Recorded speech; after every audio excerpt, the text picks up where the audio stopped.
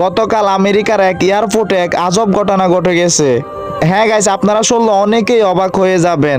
একটা মহিলা এয়ারপোর্টে এসেছেন একটা পাসপোর্ট নিয়ে। এটা এমন একটা দেশের পাসপোর্ট যেই দেশ পৃথিবীর মধ্যেই নাই, গুগল ম্যাপেও নাই। আর আমেরিকার বৈজ্ঞানিকেরা গবেষণা করেও কিন্তু এরকম কোনো দেশ পায় নাই।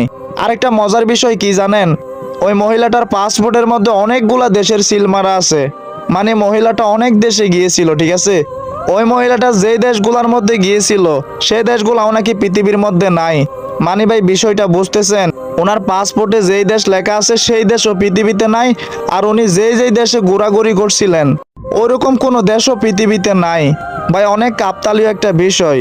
তো ভাই ওই মহিলাটা মানুষ কি না জানি না, তবে যদি ভাই অন্য কিছু হয়ে থাকে, মানে আছে না ভাই, হয়তো কোনো এলিয়েন কিংবা আল্লাহর কাছ থেকে যদি কোনো কিছু এসে থাকে, ঠিক আছে, সামনে দুনিয়ার মধ্যে ভাই খারাপ কিছু হইতে পারে। তো জানি না ভাই পরবর্তী কি হয়।